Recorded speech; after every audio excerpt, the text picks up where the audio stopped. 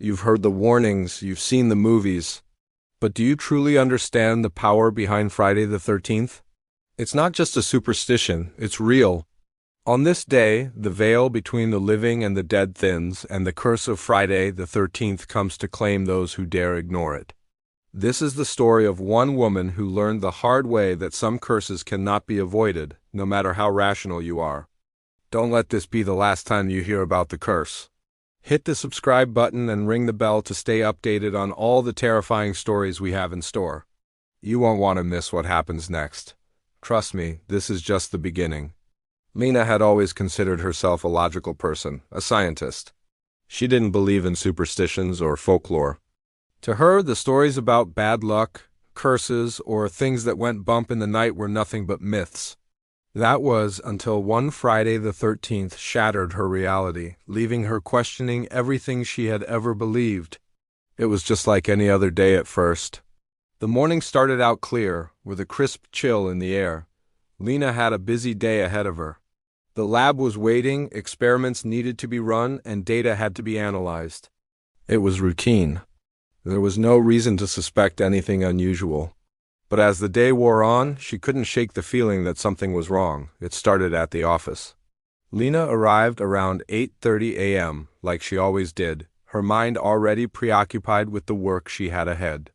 But as soon as she walked in, something felt off. It was subtle at first, a strange quietness hanging in the air.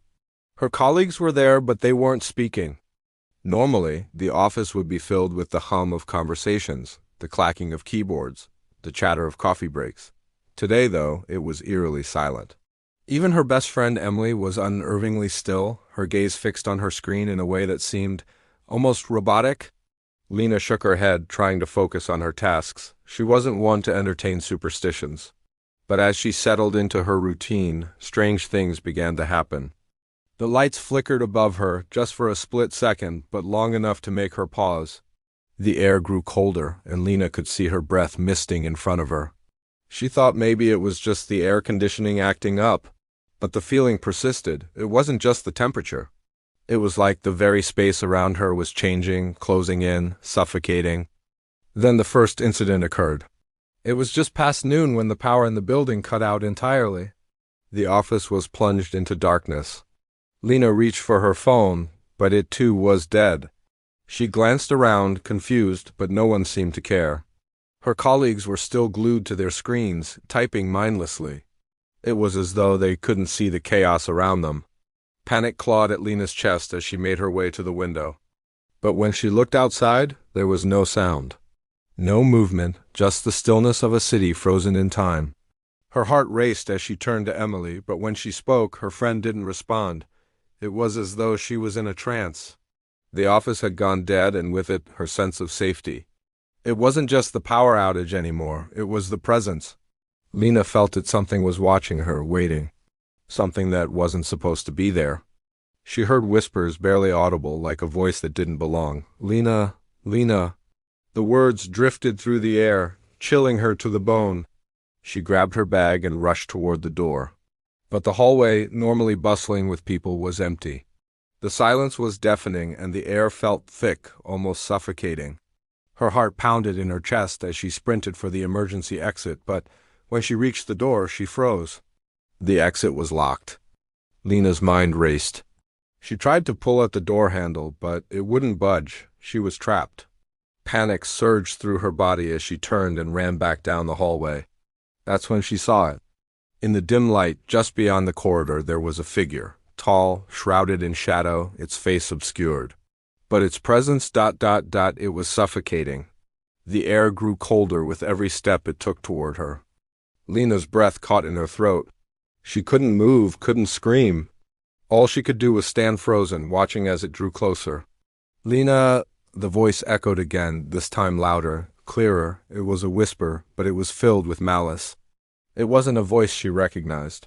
Lena's mind screamed at her to run, to fight, but she couldn't. The figure moved closer, its feet never seeming to touch the ground, gliding toward her. It was as if it wasn't bound by the rules of the physical world. The whispers were growing louder, a cacophony of voices that mixed with the chilling wind that swept through the hall. She felt the weight of something ancient, something evil, pushing in on her. In that moment, Lena remembered her grandmother's warning. Her grandmother, who had always told strange stories about the curse of Friday the 13th, she had dismissed it as old folklore. "Nothing to be afraid of," she had said, even though Lena could remember the fear in her grandmother's eyes when she spoke of it, the curse that followed those who ignored it, the curse of those who dared to laugh at fate. Lena had always laughed it off. But now, standing in front of that figure, she felt the truth of those stories sink in. The curse of Friday the 13th wasn't just a superstition, it was real. And she had just become its latest victim. "You're mine now," the figure said, its voice a raspy hiss as it reached out toward her. Lena could feel its cold, malevolent presence seep into her skin, chilling her to the bone. She tried to scream, but her voice wouldn't come. She wanted to run, but her legs refused to move. The figure stepped forward, and in that moment Lena felt a sharp pain in her chest, like an invisible force was twisting her heart. She collapsed to her knees, unable to breathe, unable to think. She was drowning in the darkness. But then, as suddenly as it had come, the figure disappeared. The whispers ceased. The air, once thick with cold, became still. Lena gasped for breath, her heart racing. The lights flickered back on, the hum of the office returning to life. She was alone again, standing in the hallway, sweat dripping down her face. She looked around, but there was no trace of the figure. No sign that anything had happened. Except, of course, for the feeling that lingered, the sense that she wasn't alone. That the curse was still with her, following her, no matter how far she ran. What would you do if you encountered the curse of Friday the 13th? Let us know in the comments below, and don't forget to hit that subscribe button to stay tuned for more terrifying stories. The truth is, some curses never let go. Stay tuned for more chilling tales from the dark side, and remember, you can never outrun the curse.